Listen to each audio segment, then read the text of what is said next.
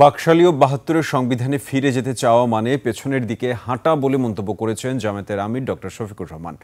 ৫ দফা দাবিতে আন্দোলনরত ৮ দলের খুলনা বিভাগীয় সমাবেশে তিনি বলেন, ৭২-এর সংবিধানে ফিরে যাওয়া মানে শহীদ জিয়াউর রহমান ও বেগম খালেদা জিয়ার বিরুদ্ধে আচরণ করা। খুলনা শিববাড়ি মোড়ে সমাবেশে সভাপতিত্ব করেন ইসলামী আন্দোলন বাংলাদেশের আমির মুফতি সৈয়দ রেজাউল করিম। সমাবেশে জামায়াত আমির বলেন, দেশের মানুষ চাঁদাবাজদের দৌরাত্মে অতিষ্ঠ। হতাশ হয়ে কেউ চোরাগলিতে হাঁটার চেষ্টা করলে প্রয়োজনে আরও একটা ৫ আগস্ট হবে বলেও হুঁশিয়ারি দেন জামায়াত আমির।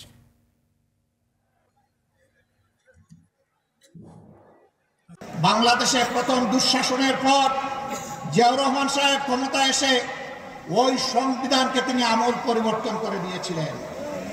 এখন যদি কেউ ৭২-এর সংবিধানের কথা বলেন, কার্যত তিনি শহীদ প্রেসিডেন্ট জিয়াউর রহমান সাহেবের বিরুদ্ধে অবস্থান নেবেন।